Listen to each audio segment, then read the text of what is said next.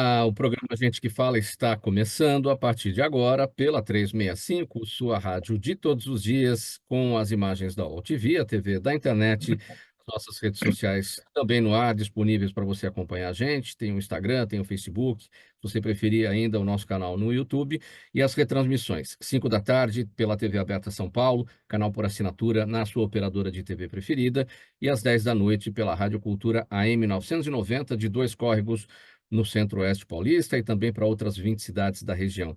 Fica aqui o nosso convite, a partir de agora, para você ficar com a gente pela próxima hora. Curta, comente, compartilhe a nossa transmissão aí nas suas plataformas, em todas as suas redes. E interaja, faça perguntas aos nossos convidados de hoje, sempre pelo nosso WhatsApp 973350038.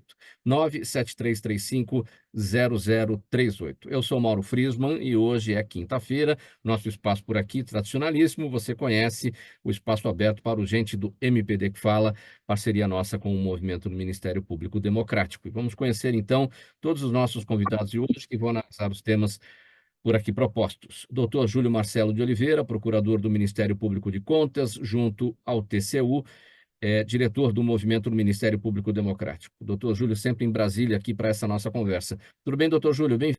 Bem, Mauro, é um prazer estar de volta ao programa aqui ao lado dos colegas que vão dividir esse painel junto com você. Grande honra. Obrigado pela presença. Também na nossa bancada, doutor Antônio Carlos Fernandes Júnior, presidente da CONACAT, é a Confederação Nacional das Carreiras e Atividades Típicas de Estado. Antônio Carlos, bem-vindo. Como você está? Muito obrigado, é um prazer sempre estar com vocês, com o programa Gente que Fala, e uma bancada dessa qualidade é uma honra e uma responsabilidade ainda maior. Obrigado pela presença sempre, pela colaboração com a gente.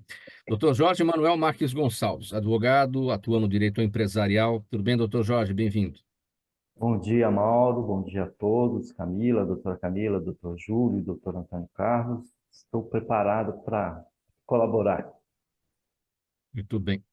E a doutora Camila Melo Franco Mota, a advogada e especialista em compliance, ela é sócia do escritório Geraldo Neri Lopes Advogados. Doutora Camila, bem-vinda mais uma vez. Como estão as coisas? Olá, Mauro. Um prazer novamente estar aqui com vocês, partilhando esse início da tarde com essa banca aí tão glamurosa. Vamos bater um papo bom aí para essa próxima hora. Vamos lá, gente. Nosso primeiro assunto desta edição do Gente do MPD que Fala, sempre a parceria nossa com o movimento do Ministério Público Democrático. Os ex-policiais Rony Lessa e Elcio de Queiroz, condenados pelos assassinatos da vereadora Marielle Franco e do motorista Anderson Gomes, não devem cumprir toda a pena estabelecida pelo Tribunal do Júri, porque cumpriram acordo de delação premiada e confessaram os crimes. A ministra da Igualdade Racial, Aniele Franco, irmã de Marielle, disse no programa Bom Dia, Ministra, que é só esperar agora por justiça para os mandantes do crime. Os irmãos Chiquinho e Domingos Brazão e o delegado Rivaldo Barbosa foram apontados pelo ex-policial Rony Lessa, né? E já respondem à ação penal no Supremo Tribunal Federal, que está em fase final de instrução. Doutor Júlio, procurador Júlio, como é que deve caminhar essa próxima etapa aqui, que é justamente o que se espera, né? Como é que vai ficar a situação dos mandantes aí que são apontados, né? O Chiquinho e Domingos Brazão, que seriam os mandantes, e o delegado Rivaldo Barbosa, que teria dado a proteção aí a eles dois nesse caso. Mauro, eu espero que esse processo tenha celeridade no Supremo, né? O processo penal no Supremo nunca é célere. É sempre mais complicado, um órgão que não foi feito, foi desenhado para processo penal. Mas esse é um caso muito importante, de visibilidade internacional. Houve todo o empenho do Ministério da Justiça e da Polícia Federal para solucionar esse caso, que se arrastava com as investigações paralisadas no Rio de Janeiro. Houve um esclarecimento, né? Ao que parece, as provas foram bem coletadas. Então, eu acredito que muito em breve nós teremos aí um desfecho desse caso e que justiça seja feita, porque geralmente é mais fácil você punir o executor do que o mandante, né? O mandante ele costuma escapar mais dos processos penais. Então, que dessa vez isso não ocorra. Eu espero que o processo esteja bem robusto para ser julgado e as penas aplicadas aos mandantes. Pois é, sobre essa falta de celeridade no Supremo para ações penais, porque lá de fato não é o local para isso, mas a gente está diante de pessoas com foro privilegiado, né? Essa situação precisa ser modificada, né, doutor Júlio? Exatamente, está no Supremo porque um dos mandantes tem um mandato de deputado federal, né? Se não tivesse ele, estaria no STJ, que também tem o mesmo problema, porque um dos mandantes também é conselheiro de um Tribunal de Contas do Estado do Rio. Nos Estados Unidos não existe foro privilegiado, né? O Bill Clinton, quando foi processado perante um juiz de primeiro grau lá da Justiça Federal americana, e isso é um sinal de civilização, né? O foro privilegiado é um desaforo dos privilegiados no Brasil, né? É preciso superar essa cultura e colocar todos realmente em igualdade de condições perante a justiça. Antônio Carlos, sua análise a respeito desse nosso primeiro tema, a expectativa, né, em relação à punição dos mandantes dos crimes aí cometidos contra Marielle Franco e Anderson Gomes. A expectativa é do Brasil inteiro diante desse tema que está nas manchetes cotidianamente, que é um assunto falado sempre, e a sociedade brasileira, eu tenho a impressão que o bom encaminhamento e a boa solução, a condenação adequada, bem feita, desse caso, vai ter repercussão em todo o Brasil, e acho que a sociedade brasileira espera por isso, Mauro, tá? Todos nós esperamos que que a justiça seja feita. E, a partir daí, também servir como um parâmetro para coisas futuras. Vamos a gente sair daquela situação de sensação de impunidade que nós sabemos que existe. E, como bem falou o doutor Júlio Marcelo, essa questão do foro privilegiado é uma coisa absolutamente inadequada, fora de propósito. E uma sensação, né, doutor Jorge Gonçalves, essa questão da sensação de impunidade que não é totalmente resolvida, né? Quando a gente olha para as penas, que são bastante elevadas, de Rony Lessa e Alço de Queiroz, a gente sabe que a pena máxima no Brasil é de 30 anos de cadeia. Eles têm aí o benefício da delação premiada, pelo apontamento aí dos mandantes, enfim. E dependendo da situação, comportamento, vai sair da cadeia muito antes, né? O pessoal vai sair da cadeia muito antes. Sim, eu chamaria um pouco a atenção para aquilo que me causa algum tipo de desconforto, digamos assim. É óbvio que essa situação da morte da Marielle, ela está dentro de um contexto em que há o crime organizado, né, atuando para obter benefícios com relação à ocupação de áreas no Rio de Janeiro, tudo mais. Que, se eu não me engano, são as milícias que adotam essa prática. Não sei se traficante também, ao ocupar morros, também acaba fazendo isso. Mas eu acho que esse tipo de crime deveria ter uma legislação mais específica, né? Que aumentasse realmente as penas, porque isso é um modo de vida, não é mais um problema de não tive outra solução a não ser praticar um crime. Não, isso é uma escolha. Isso é uma escolha, eu acho que tem que ser punida de uma forma um pouco mais eficiente e mais dura. Doutora Camila Mello, sua análise a respeito desse nosso primeiro tema. Ô, Mauro, eu lendo, né, as informações sobre esse assunto, principalmente o trecho da sentença da doutora Lúcia, juíza, né, e eu gostei de um trecho que eu quero falar aqui, que eu acho que resume bem essa nossa sensação. A justiça, por vezes, é lenta, é cega, é burra, é injusta, é errada, é torta, mas ela chega. A justiça chega mesmo para aqueles que, como os acusados, acham que jamais vão ser atingidos pela justiça. Com toda a dificuldade de ser interpretada e vivida pelas vítimas, a justiça chega aos culpados e tira deles o bem mais importante depois da vida, que é a liberdade. E o que causa mais revolta na gente, né, em toda essa estrutura, é o envolvimento do Estado em tudo isso, né? Os mandantes do crime, conselheiro de um tribunal de contas, deputado federal, fizeram isso através de policiais militares, além de outros, como o delegado envolvido também nessa mesma estrutura, que seriam as pessoas a nos garantirem a segurança e os direitos, né? E ainda assim, o tempo passa, e passa muito, e parece que com o objetivo de convencer que não vai ter resultado nenhum, de que a gente não vai conseguir aí ter um caminho esperado, né? Além disso, a gente ainda tem um cenário de descrição de tudo isso que é muito assustador, né?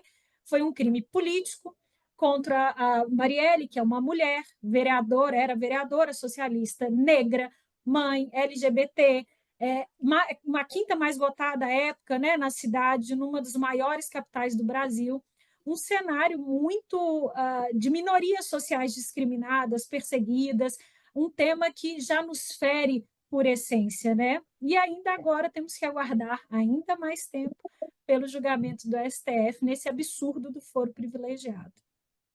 A gente precisa, pelo menos em alguns momentos, ter acalentado o sentimento de justiça, e a gente espera que esse seja um dos casos. Vamos seguir, gente. Olha, com a anulação das condenações de José Dirceu na Lava Jato, o ex-ministro agora deixa de ser enquadrado na lei da ficha limpa, podendo retomar os seus direitos políticos. O Procurador-Geral da República, Paulo Gonet, entrou com recurso no Supremo Tribunal Federal, pedindo para que o ministro Gilmar Mendes reconsidere a própria decisão de anular os atos processuais de Dirceu ou envie o caso para julgamento colegiado na segunda turma do Supremo Tribunal Federal. Ainda na Lava Jato, outro ponto, o ministro Gilmar Mendes votou para reduzir a pena do ex-presidente Fernando Collor, que foi condenado por corrupção ativa e lavagem de dinheiro pelo recebimento de propina de 20 milhões de reais em troca de favorecimento. Doutora Camila, vamos começar analisando. Bom, vamos tratar aqui dessas consequências, né, dessas decisões do ministro Gilmar Mendes, nos dois casos, em relação à anulação da condenação de Dirceu na Lava Jato e em relação também à redução da pena de Fernando Collor, naquele caso de recebimento de propina. Então, essas discussões, né, já tem um tempo que a gente está nessas discussões aí, consequências da Lava Jato, e além das emoções que elas nos causam também, né, por revoltas e etc., tem três temas que me chamam muita atenção aí, que é difícil a gente conseguir enxergar um equilíbrio. Eu confesso que vou finalizar minha fala sem conseguir, talvez, expressar esse equilíbrio, mas a ideia da segurança jurídica, da imparcialidade e o valor das provas, as confissões nisso tudo, tá? Pensando em parcialidade, que é a essência de todas essas consequências terríveis e prejudiciais para o Brasil, é sem dúvida um requisito obrigatório de um Estado democrático de direito, né? Mesmo a gente sabendo que todo ser humano tem um viés que acaba gerando alguma parcialidade quando ele vai tecer alguma opinião, a gente tem na Constituição Federal um monte de garantias, sejam para os juízes relacionados à sua independência, para diminuir as suas influências externas nas suas decisões, como a ideia da vitaliciedade, inamovibilidade do cargo, irredutibilidade de salário, etc., assim como vedações para garantir a imparcialidade deles, que são ligadas a impedimento e suspeição, né? A própria estrutura de organização dos poderes no Estado democrático de direito, ele já fala sobre a independência, a harmonia, mas a independência dos três para garantir a ausência de influência e etc., né? Além disso, o Brasil também é signatário de vários tratados internacionais que falam sobre o julgamento imparcial, independente, etc. Ou seja, a gente, de fato, não há como admitir que na busca do combate à corrupção se descumpra uma legislação por motivos que ferem imparcialidade, especialmente por aqueles que têm o dever de fiscalizar, de aplicar efetivamente a legislação, e mancha toda a lisura do processo, que foi exatamente esse caso. Por um outro lado, se a gente pensar que havia, né, acordos de colaboração recheados de confissões e provas, que é aí onde entra a nossa discussão, que se por mera extensão deveriam ser anulados, ou se em relação aos demais casos, também, por extensão, deveriam ser anulados, entendendo que tudo aí teria sido uma conexão pensada e em conluio para poder atingir o final, que era a questão contra o Lula. E, na verdade, isso traz para a gente esse outro ponto que eu falei, que é a da insegurança jurídica, né? A gente ainda tem, a gente precisava sentir nesse processo, apesar da, sem a menor sombra de dúvida, a obrigação do cumprimento da imparcialidade, a manutenção de alguma segurança jurídica nesses processos como um todo, até pela quantidade de provas que a gente tem. Até porque nós temos duplo grau de jurisdição, que também é uma previsão constitucional, que permite um novo olhar sobre tudo isso, e tirar um pouco desses vícios, né? Enfim, como eu falei, eu não tenho a solução de para dizer qual seria a forma mais correta juridicamente, equilibrando a segurança jurídica, a imparcialidade nesse processo como um todo, mas que tudo isso causa para a gente uma estranheza, uma sensação infindável, efetivamente, Mauro, de que crime compensa, e pode ser para qualquer um dos lados que a gente queira defender aí, para qualquer lado, até porque a maior parte ou segue no poder ou segue em destaque aí na mídia por N outros motivos, isso dá. E quem sai prejudicado é a gente, né? Nesse processo como todos os brasileiros. E, procurador Júlio, a doutora Camila falou em estranheza, né? Então, a pergunta que fica é que mensagem chega, né, para a sociedade brasileira quando um ministro do STF, Gilmar Mendes, toma essas decisões, anulação das condenações do José Dirceu, num caso, e a redução da pena do ex-presidente Fernando Collor no outro, com as provas que existem, com tudo que robustamente está ali nos autos e que tudo isso foi usado para as condenações, apesar, no caso aí de Dirceu, a despeito, né, de toda a situação de parcialidade do juiz Sérgio Moro. Um erro não conserta o outro, né? Olha, Mauro, a mensagem que fica é de impunidade, de certeza de impunidade do crime de colarinho branco no Brasil. Não, se a pessoa roubar bastante, ela não vai cumprir pena, porque ela vai ficar com o processo arrastado, em algum momento vai prescrever, e se não prescrever, vão encontrar uma falha processual e vão anular toda a operação. Caso específico do José Dirceu, essa extensão ela é juridicamente, tecnicamente inadequada, né? Essa extensão só ocorre dentro do mesmo processo, eram processos distintos. Ele foi condenado mesmo antes do Lula ter sido indiciado, pela Polícia Federal, quer dizer, não estou falando, então a Polícia Federal também é suspeita, e todo mundo é suspeito, os tribunais todos que confirmaram as decisões passam a ser suspeitos, né? E a suspeição ela não se presume, você teria que demonstrar. Então, a tese da defesa do Dirceu é que a condenação do Dirceu era um ato preparatório para a futura condenação do Lula. Então, que tudo estava concatenado. Isso não se demonstra, é só uma tese, né, argumentativa, né? E o próprio ministro Gilmar diz isso no evento no IDP, em que aquilo ali estava articulado, era uma condenação preparatória para criar um ambiente favorável à condenação do Lula. Isso tem que ser demonstrado, isso não pode ser assim, a defesa fala, o ministro acredita e não precisa ter prova, né? Qual é a prova? Qual é a evidência que sustenta isso? Não tem, a meu ver, não tem. Então, me parece que o Procurador-Geral da República fez muito bem em recorrer e esse caso deverá ser examinado pela turma, né, do Supremo, não num ato monocrático do ministro Gilmar. Então, pelo menos o assunto está ainda sujeito a ser corrigido pela turma. E no caso de votar pela redução da pena, né, de 8 anos e 10 meses para 4 anos, no caso do Collor, né, essa pena vai implicar que ele não vai cumprir nenhum dia de prisão, né? Então, é uma redução que mantém uma condenação simbólica, mas que reforça a mensagem de impunidade.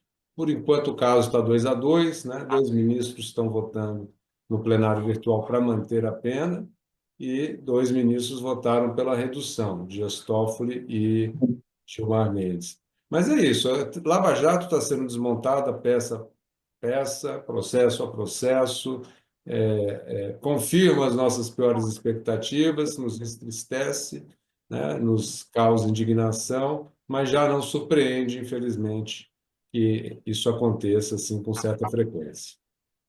Doutor Jorge Gonçalves, sua análise sobre as consequências dessas decisões do ministro do Supremo Gilmar Mendes nos dois casos, Dirceu e Fernando Collor. Eu teria, antes de entrar especificamente na análise das decisões do ministro, tecer alguns comentários sobre a questão da Lava Jato, a própria Lava Jato, né? Inicialmente, eu também fiquei muito impactado com a capacidade de trabalho do Sérgio Moro, do Deltan, da equipe. Fiquei muito feliz em perceber que estava buscando encontrar, né, depois da vergonha que a gente passou com relação ao mensalão, de realmente dar continuidade à punição de quem, atuando pelo Estado, no Estado, busca o próprio interesse e não o interesse público. Mas fiquei extremamente decepcionado quando se percebeu que havia uma série de princípios e de normas de respeito a direitos e garantias que foram sendo ultrapassados seus limites para tentar obter um resultado final, né? Então, eu não tenho saudade da Lava Jato, eu tenho saudade da aplicação da lei. Isso que eu quero que seja feito sempre. E somente isso. Não me interessa nenhuma ideia de justiça que lembre justiçamento, que lembre vamos chegar ao final, não importando como. Não, isso não me interessa. Isso não é democrático, isso não é civilizado, isso é a volta da época aos amigos, talvez a lei, né? Aos inimigos, o rigor máximo da lei. E lembrando que o resultado final, digamos assim, da atuação do juiz foi a obtenção de uma cadeira de senador. E do promotor foi a obtenção de uma cadeira como deputado. Então, me parece que estava tudo muito contaminado, não tenho nenhuma saudade disso. Mas entendo, como o doutor Júlio deixou claro, e a própria Camila, que há algumas questões que devem ser tratadas de forma diferente. Não me parece que o Zé Dirceu tenha o mesmo tipo de defesa ou possa argumentar as mesmas coisas que o Lula, ou ser beneficiado da suspeição que havia com relação ao juiz e ao Lula. E com relação ao Collor, uma coisa meio... Tenho a mesma sensação de que reduzir para 4 anos é a mesma coisa do que dar os parabéns, falar, não, fique aí mais um pouquinho, você ainda tem um mandato de senador, continue aí. Eu acho um pouco, é uma vergonha, né? Antônio Carlos, sua análise. Não tenho como não recorrer a uma coisa fundamental, que é a forma de provimento das cortes superiores, né? Aliás, a gente defende sempre que é a questão do equilíbrio. Uma balança tem num prato a sociedade, no outro prato o mercado, tá? E para que haja um equilíbrio, uma relação saudável dessas estruturas, o fiel da balança é uma estrutura de Estado saudável e devidamente colocado. Então, eu vejo isso como mais uma forma de alertar a sociedade que nós precisamos mudar essa imagem e a forma de provimento dos cargos superiores, principalmente das cortes superiores. Tá? Então, o que seria uma coisa ideal? Seria o provimento por concurso público de uma ascensão de A a Z, tá? Para que nós tivéssemos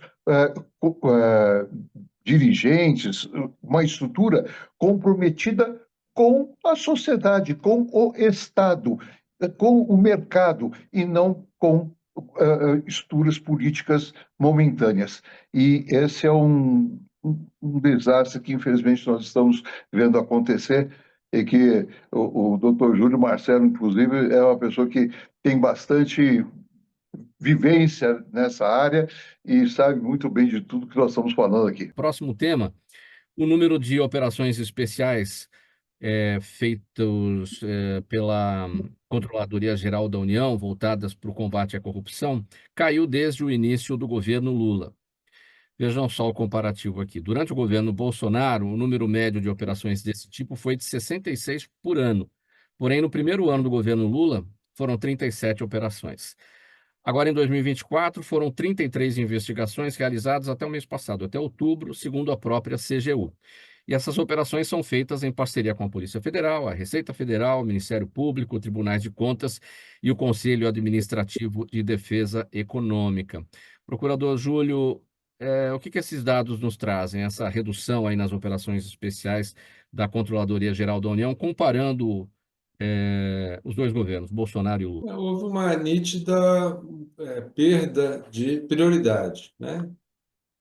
Não é mais prioridade da CGU. Havia na CGU, na gestão anterior, uma Secretaria de Combate à Corrupção especializada, né, em planejar e executar essas operações, com servidores que se dedicavam só a isso. Essa secretaria foi extinta no início de 2023, os seus servidores foram alocados numa secretaria, né, de fiscalização e controle interno, que tem outras tantas atribuições, além de fazer o que fazia a Secretaria de Combate à Corrupção. Então, passou a ser mais uma tarefa no meio de uma outra secretaria, e isso então ficou diluído, né? Ficou sem aquele tônus, aquela importância que o organograma mesmo já revelava que tinha. E é natural, então, que haja essa queda, porque essas pessoas agora estão dividindo, se as pessoas que faziam isso agora dividem seu tempo com outras atividades, eles tinham dedicação exclusiva e agora apenas mais uma atividade que eles fazem, eles não têm mais como, né, dedicar tanto tempo como eles podiam fazer antes, né? Então, essa queda é um reflexo dessa perda de importância, dessa redução da prioridade do combate à corrupção no Brasil e, infelizmente, na CGU. Pois é, doutora Camila, aí fica tudo no discurso, né? Quando a gente vê que havia uma secretaria específica para isso dentro da CGU e tudo isso foi desmontado, foi dissolvido, enfim, então fica só no discurso mesmo, né? E na contramão de tudo que a gente tem gritado, né? Pedido socorro aí, principalmente aqui no Brasil. E, Mauro, lendo pesquisas que falam sobre esse tema, né, comprovando quão é importante o exato inverso do que aconteceu, que o foco em reformas de combate à corrupção em alguns países de fato transformaram esses lugares, mudaram consideravelmente suas receitas tributárias, subiram, né, pontos nos PIBs desses lugares, e o Brasil indo no caminho inverso. Porque, analisando essa história, né, o quão isso é importante, né?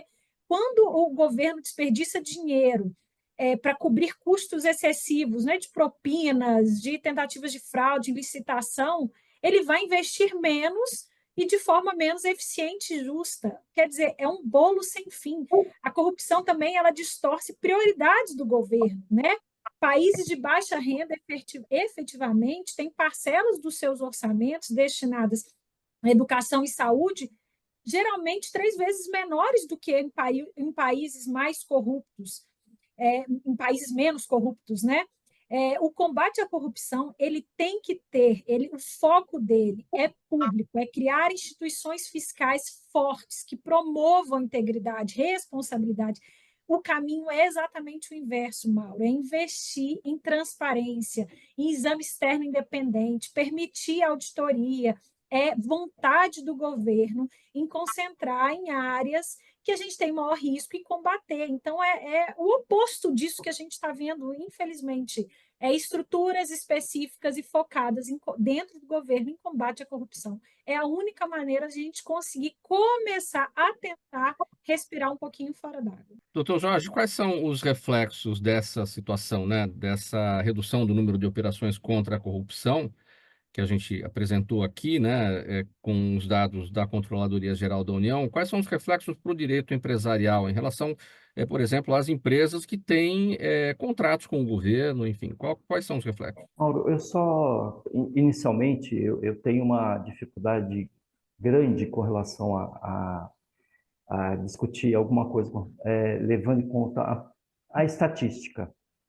O fato de ter 33 operações e no outro ter 67, me parece que, para mim, não me diz muita coisa. O que me diz, por quê? Porque pode ser que não tenha reduzido a corrupção ou tenha diminuído a capacidade de investigação.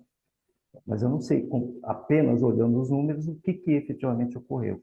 Mas, considerando que o Dr. Júlio e a própria doutora Camila possuem um conhecimento mais vasto sobre o assunto, né? O Dr. Júlio é do Tribunal de Contas da União, então provavelmente isso é o dia a dia dele. Eu entendo que qualquer ato de corrupção é uma violência contra a cidadania, porque ela desvia recursos que deveriam ser utilizados para atender interesse público, para efetivamente apenas atender interesse de quem está se beneficiando da corrupção. E isso, claro, você tem uma mão dupla, né? Porque não é corrupto sem corruptores, né? Não há, e isso também impacta muito a atividade empresarial. Eu trabalho numa empresa, por exemplo, que a gente tem uma dificuldade enorme por alguns vícios de comportamento de algumas concorrentes em atuar no estado de São Paulo. Eu tenho que vender meus produtos fora de São Paulo, porque há muitas operações que são difíceis de serem fiscalizadas, estranhas, mas que ocorrem com uma certa frequência no nosso mercado. E isso tudo é prejudicial à livre concorrência que é tão falada, né? A concorrência acaba não sendo livre, ela é muito viciada. Então, a corrupção é algo que acaba deixando tudo mais caro, tudo mais difícil de ser feito, com pouca capacidade para inovação, tudo fica inoperante, porque é difícil sair desse atoleiro, digamos assim, em que você percebe que nem todo mundo cumpre as regras que são estabelecidas na lei. Então, a corrupção é um mal que sempre tem que ser combatido. Antônio Carlos, o seu olhar, considerando esse aspecto, né, que o Dr. Jorge apresentou, em relação ao olhar para aos números, às estatísticas, né, considerando o que o Dr. Júlio também apresentou, o desmonte, né, da secretaria que trabalhava, nisso na CGU, e também a possibilidade da corrupção ter diminuído, né? Quer dizer, como é que se olha para uma estatística para chegar à conclusão do que aconteceu? A análise feita pelos que me antecederam me leva a gente abordar fortemente, né, a diferença entre políticas de Estado e políticas de governo. Numa política de Estado, essas estruturas de combate à corrupção tal, estariam funcionando independentemente até de questões governamentais, de governos. Tenho certeza, e acompanho até por dever de ofício, a Polícia Federal, a CGU, as organizações de Estado estão funcionando, né, com a técnica e com a força que lhes é peculiar. Agora, de fato, bem mencionado, diminui cada vez mais esse quadro de servidores, tanto da Polícia Federal como da CGU, o número de servidores não é reposto, o quadro de servidores não é reposto na velocidade necessária e, com isso, ela vai diminuindo cada vez mais. Então, se tivéssemos uma visão de que a Secretaria de Combate à Corrupção que foi extinta, ela seria uma estrutura de Estado que independesse de mudanças de governos, talvez nós tivéssemos um outro número qualquer. Mas, de qualquer maneira, o que está demonstrado as estruturas de Estado estão ali à disposição. O que precisa, por parte de governos, de uma maneira geral, é um processo de articulação para que elas cumpram de uma forma geral, de uma forma articulada, e busquem os resultados que a sociedade busca. Vamos seguir. Programa Gente que Fala, edição de quinta-feira, o Gente do MPD que Fala, parceria nossa com o movimento do Ministério Público Democrático. Segundo o ministro da Fazenda, Fernando Haddad, as medidas de corte de gastos para reequilibrar as contas públicas serão decididas hoje com o presidente Lula. Aliás, isso já está acontecendo neste momento em Brasília. A reunião está acontecendo entre o ministro, entre o presidente Lula e outros integrantes. A principal ideia do pacote de cortes é fazer com que as despesas do orçamento cresçam no máximo 2,5% ao ano acima da inflação, que é o limite de aumento global dos gastos sujeitos às regras fiscais. Procurador Júlio, qual é o mínimo de consenso necessário para que esse pacote de corte de gastos de fato saia? Mauro, o mais importante é que ele seja crível, né? Que as pessoas realmente olhem para o governo e aquilo que ele anunciar, a sociedade e o mercado percebam nesse anúncio uma forte determinação de realmente cumprir o que for anunciado. Porque o que todo mundo vai fazer é conta, né? Matemática. Realmente tem condições de cortar essa despesa que ele está dizendo para tanto? A receita vai crescer tanto? Como limitar? Realmente ele vai conseguir limitar esse gasto com essa medida? Então, cada medida que for anunciada vai ser submetida a um escrutínio, né, matemático para verificar se é possível, se é consistente, se é verdadeira. E aí, se for consistente, possível, verdadeira, se realmente há uma força política, uma avaliação subjetiva do compromisso do governo em fazer isso. Eu me lembro no governo Lula I, quando o ministro da Fazenda era o Antônio Palocci, o governo fazia superávit de 2,5% a 3% ao ano. Isso para conter o crescimento da dívida, manter a dívida estabilizada. E foram anos que o Brasil pôde ir baixando juros, houve uma estabilidade cambial, a inflação estava baixa. Quando, no segundo mandato do presidente Lula, houve uma mudança da equipe econômica e se mudou o viés para o gasto público tem que crescer, o governo tem que gastar mais para induzir o crescimento da economia, as coisas começaram a desandar, né? Não havia mais o superávit primário. Isso se agravou ainda mais no governo da presidente Dilma, que dizia que o gasto público era vida, né? Quanto mais gasto, melhor. Então, você tem um descontrole da dívida que puxa desconfiança, que puxa taxas de juro para cima, que atrapalha o investimento, que atrapalha o crescimento. Então, o que a gente precisa é de um ajuste fiscal que seja consistente matematicamente e crível politicamente, né? Que as pessoas, os agentes econômicos acreditem nesse compromisso, porque aí eles conseguem se planejar e aí eles vão fazer investimentos de médio e de longo prazo e o país se desenvolve.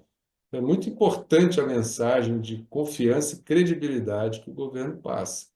Vamos aguardar. A expectativa é grande hoje para ver se os números vão ser consistentes e vamos chegar no que o governo precisa fazer para conquistar essa confiança. Doutora Camila, vamos acompanhar aqui o que está acontecendo. Enquanto vocês fazem a análise, eu estou tentando identificar aqui alguma decisão que já tenha sido tomada, ou, enfim, alguma coisa que possa ser antecipada aqui já por todos.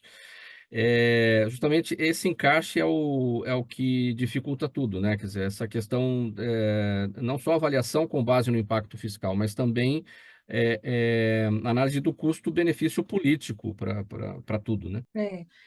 A gente não conhece, a gente está falando aqui de um monte de exposição, né, Mal? Acho que o nosso anseio maior é ouvir aí tudo que nos tem sido dito sobre esse pacote de corte de gastos na prática, né? Como o doutor Júlio falou, algo que seja crível, aplicável efetivamente, né? O Haddad ele chegou a falar que todos os ministros, todos efetivamente, estão muito conscientes da tarefa de esforço para esse arcabouço, sustentabilidade das finanças a longo prazo, e falou algo que me chamou mais atenção ainda, que ele afirma que vai ter muita transparência, trazendo, inclusive, o que não foi aceito, o que foi proposto e não foi aceito, para deixar claro até onde foi tentado ou não foi. Mas o que me chama mais atenção é que essa proposta dita, ela fala que tem movimentos estruturais, né?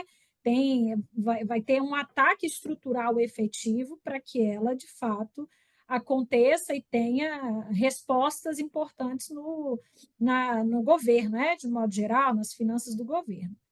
Tanto é que fala de PEC, de emendas à Constituição, de projetos de lei complementar, e etc., que, se efetivamente se houver alguma mudança estrutural, vão ser necessários nesse processo como um todo, né? E aí a minha dúvida fica assim, e orçamento secreto? Vai ter apoio do Congresso mesmo para reduzir emenda? Como é que isso vai ser atacado? Porque isso tudo faz parte. Empresários que vivem de subsídio do governo, eles também vão abrir mão para equilibrar a economia? Como é que é isso? Ou vai ser pente fino em foco de empregado ou pessoas que vivem aí de alguma bolsa ou que vivem de previdência ou algo do tipo? Vai ser mais foco em benefício de CLT? Vai atacar super salário de funcionarismo público? Não vai? Enfim, eu estou muito curiosa para saber como que eles vão trazer essas medidas, se de fato elas são estruturais, se de fato elas vão trazer aí para a gente movimentos que mexem onde há muito problema e não só algo nada crível, como o doutor Júlio falou. Bom, eu vou avançar aqui para o próximo tema, e a gente está aqui no acompanhamento e vamos ver se até o final aqui dessa nossa edição sai alguma novidade lá de Brasília e, se ocorrer, a gente repercute aqui rapidamente sobre o que for decidido. Tá bom, gente? Vamos lá, o próximo tema. Pessoal, em sua coluna no site Poder 360, o procurador Roberto Liviano destacou que há poucos meses o Instituto Não Aceito Corrupção, que ele propriamente preside, doutor Liviano, divulgou a segunda edição de sua pesquisa bianual sobre condutas corruptas e níveis de aceitação da corrupção. Segundo o procurador Liviano, merece destaque especialmente o fato de que 62% dos entrevistados já vivenciaram a compra de votos por dinheiro. Pela pesquisa, a compra de votos foi uma das 3 condutas mais repudiadas, consideradas mais repugnantes e inaceitáveis, ao lado da rachadinha e da contratação de funcionários fantasmas.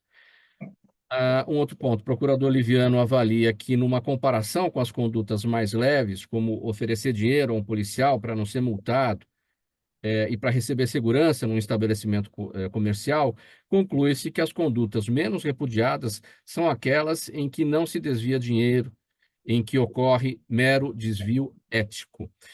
Como é que a gente pode analisar aqui os dados dessa pesquisa que é comentada pelo procurador Liviano, doutora Camila? Mauro, assim, corrupção no Brasil a gente já entendeu que é mais estrutural, né? Não é um desvio de conduta de um grupo específico, não. É uma questão estrutural e, como disse o Barroso, tornou-se um modo natural aí de fazer negócio aqui e política no Brasil. Eu não tenho dúvida que a corrupção é um grande mal, mas nesse racional, inclusive com esse olhar da pesquisa que o Liviano fez pelo Instituto, o pior é a desigualdade. A desigualdade é tão mais gravosa que ela dá espaço para a corrupção no Brasil. Eu acho, principalmente eleitoral, principalmente pensando em corrupção eleitoral. O principal mal do Brasil hoje, anterior à corrupção, é o nível estrondoso de desigualdade que a gente tem internamente, tornando, né, o Brasil um dos países mais desiguais do mundo e impedindo que mecanismos efetivos de construção de controles de corrupção que são ligados a controle público, seja porque a gente não, a vulnerabilidade da própria sociedade, pela incapacidade das pessoas atuarem nisso, que é o controle político eficaz, se torna praticamente impossível, né? Eu acho que a gente precisa focar na melhora da igualdade, obviamente sem abandonar o combate à corrupção, mas porque ela é um dos nossos maiores impulsionadores de uma estrutura corrupta sistêmica como a gente tem, né? E para piorar, hoje, no âmbito político, o combate à corrupção ele não serve mais para acabar com a corrupção, é para eliminar um adversário.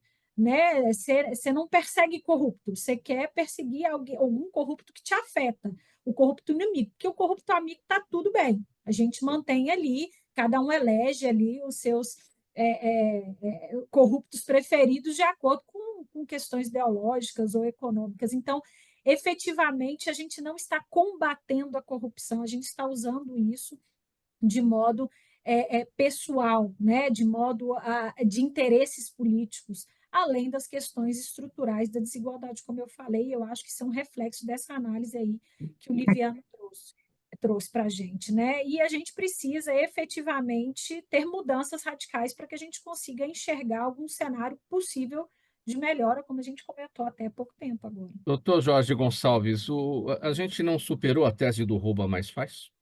Parece que não, né? Parece que não. Parece que é algo que é recorrente e que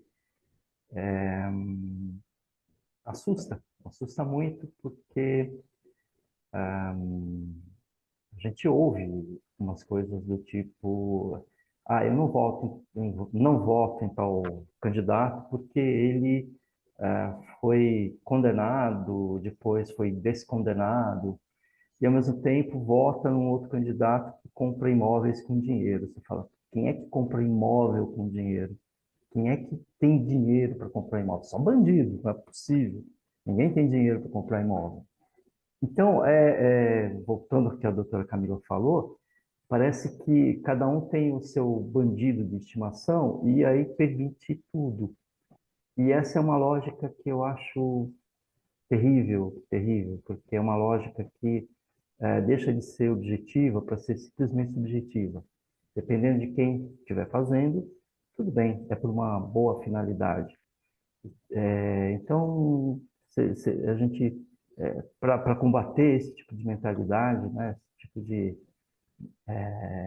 as pessoas admitem que se use o Estado, a prefeitura, o Estado, a União, vamos colocar o Estado como um ente geral, para fazer caixa, desde que seja para derrotar o adversário, ou o inimigo de classe, ou o inimigo, ou comunista, ou fascista. Isso é péssimo para a sociedade.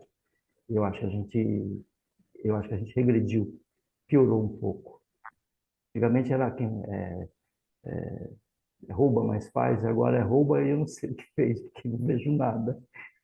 Vamos seguir para falar um pouquinho de Donald Trump e a eleição americana. O nosso tempo está acabando, por isso que eu vou abreviar aqui. O mundo ainda repercute, na verdade, a trajetória de retorno, né, de Donald Trump à Casa Branca.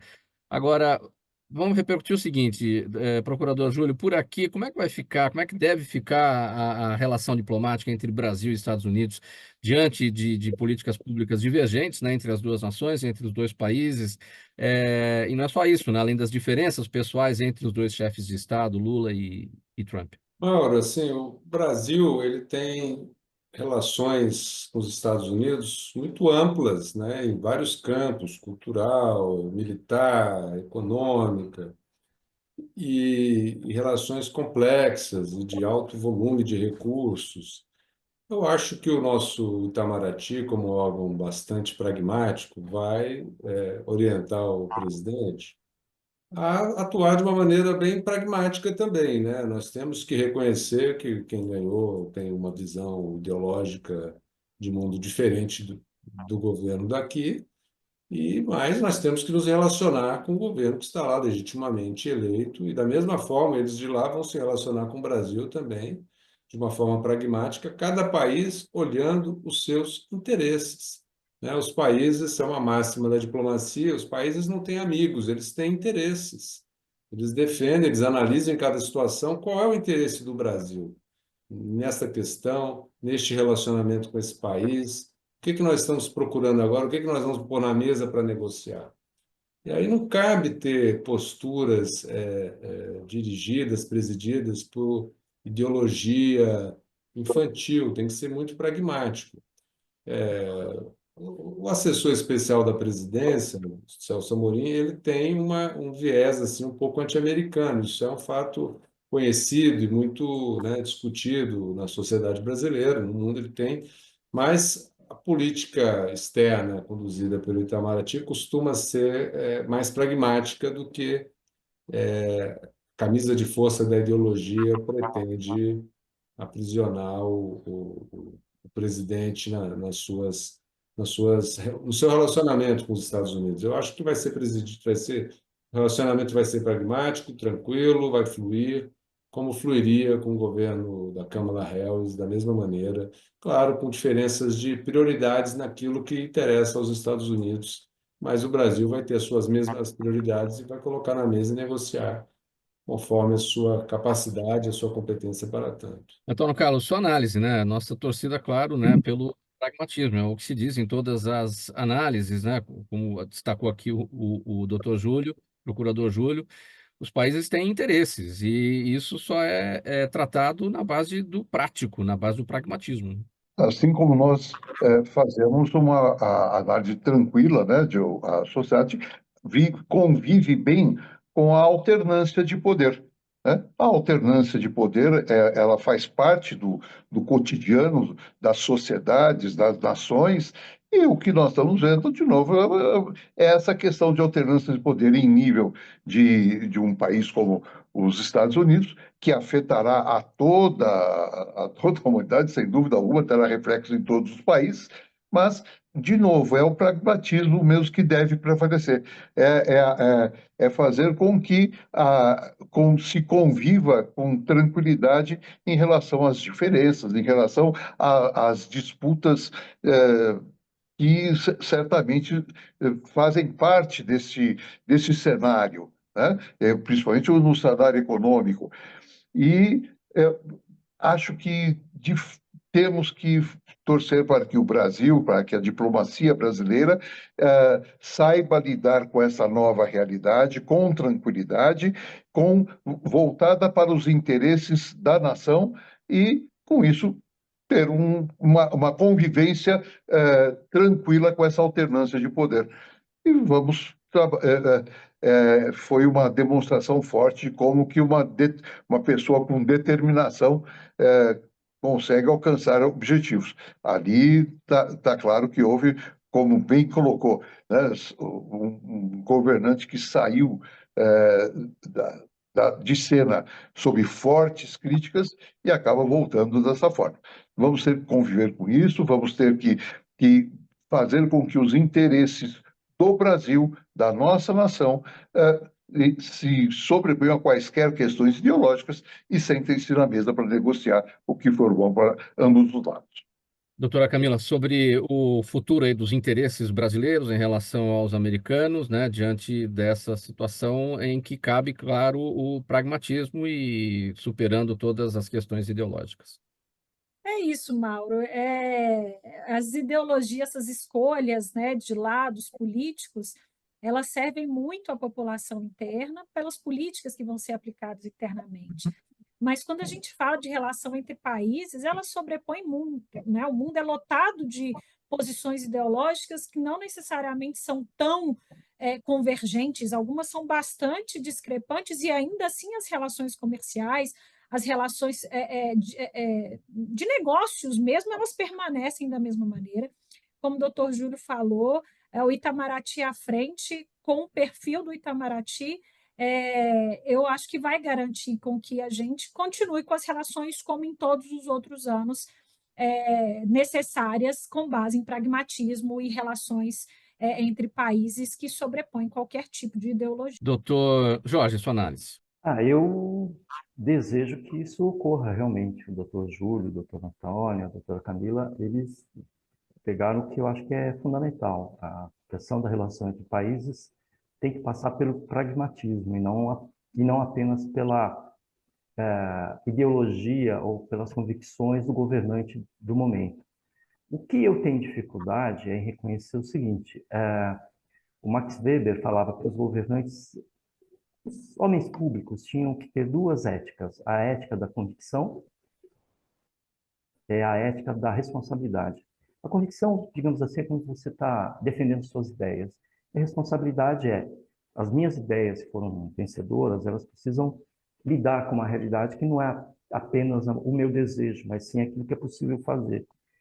E a gente tem no Brasil e nos Estados Unidos, aparentemente, pessoas que a ética da responsabilidade às vezes é esquecida.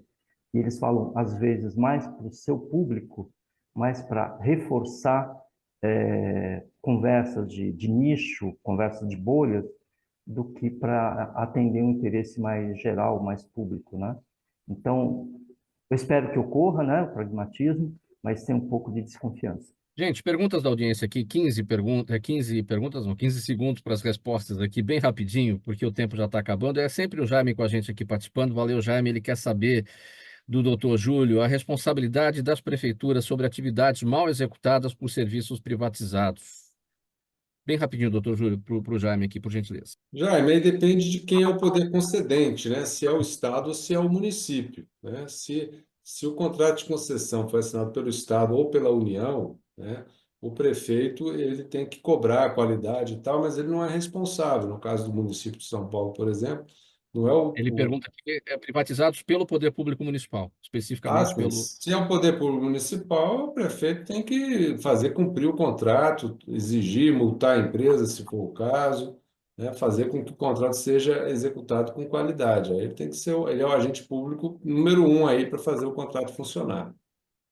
Muito bom. Doutora Camila, 15 segundos também, pergunta do Jaime, a importância do compliance para as empresas, ele quer saber. É indiscutível. A gente ainda está na era de dúvida se o compliance de fato faz diferença, né?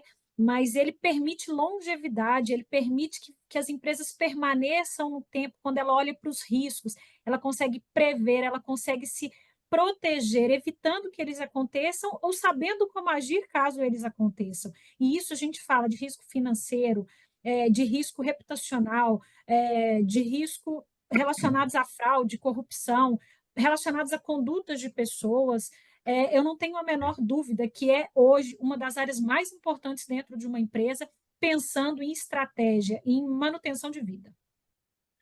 Antônio Carlos, o Jaime quer saber de você em que medida a inteligência artificial poderá extinguir algumas carreiras típicas de Estado. Por um acaso, hoje mesmo, recebi um vídeo que está circulando nas redes de uma montagem de vídeo de inteligência artificial em que você não pode acreditar mais nem no que os seus olhos enxergam. Né? Vídeos totalmente montados dessa forma.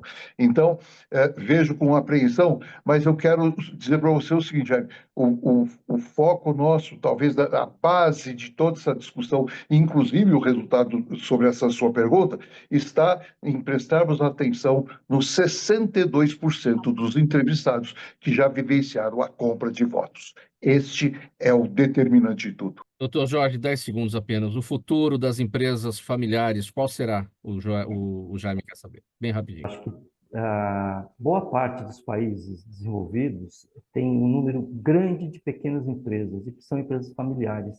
Eu acho que há muito espaço e isso deve continuar existindo, sem problema nenhum. Ponto final aqui na nossa sessão do programa Gente que Fala, e o agradecimento a todos aqui pelas presenças, pelas participações, o nosso gente do MPD que Fala, sempre às quintas-feiras, parceria com o Movimento do Ministério Público Democrático, Dr. Júlio Marcelo de Oliveira, procurador do Ministério Público de Contas junto ao TCU, diretor do Movimento do Ministério Público Democrático, Antônio Carlos Fernandes Júnior, presidente da CONACAT, a Confederação Nacional das Carreiras e Atividades Típicas de Estado, Dr. Jorge Manuel Marques Gonçalves, advogado atuante no direito empresarial, doutora Camila Melo Franco Mota, advogada e especialista em compliance, sócia do escritório Geraldo Neres Lopes Advogados. Muito obrigado mais uma vez, um abraço a cada um, a gente se vê em breve. Programa Gente que Fala, 23 anos no ar, realização ABCom, apresentação sempre minha, Mauro Friesman, apresentação a nossa diretora de produção, Zenilda Salvato, nosso diretor-geral, jornalista Fausto Camunha, e você aí do outro lado, a razão sempre da nossa presença por aqui. A gente volta amanhã pela 365, a sua rádio de todos os dias e todos os nossos outros canais de transmissão. Um abraço, tchau, até lá.